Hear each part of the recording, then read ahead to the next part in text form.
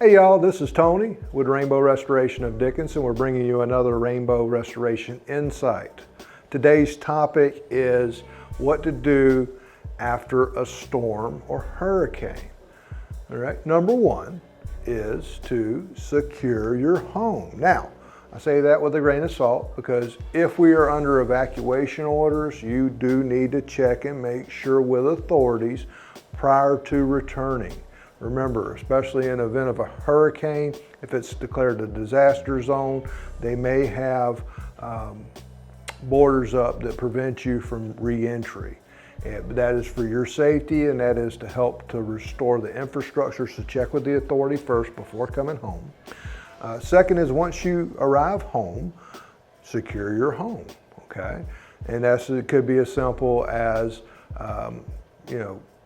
boarding up any windows that were knocked out, putting tarp on the roof, verifying that it is safe and that there's no standing water, potential shock, electrocution, slip, trip, fall hazards. All of this is very important because remember, if you're injured, you're just making a bad situation worse. So we first want you to make sure that your home is safe, and then second, secure the home physically.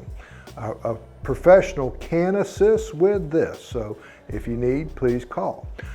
The second thing is to get on a call list, right, or multiple call lists, and I'm not going to sugarcoat this. If we get hit in a major catastrophe, everybody's going to be calling.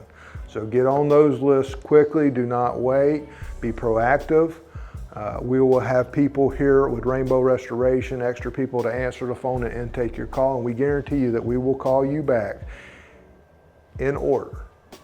Be patient as the people are deploying, right? We are deploying by need, and we want to get to everybody, but some people are heavily affected and some people are lightly affected. This will affect where you fall in the event of being on that list. But being on a list, primary number one concern.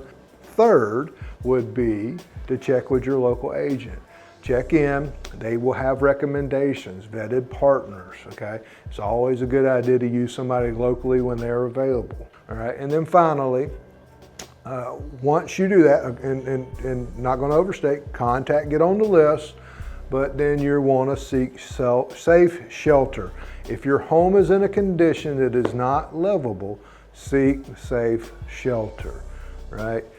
You don't wanna put your family in further danger.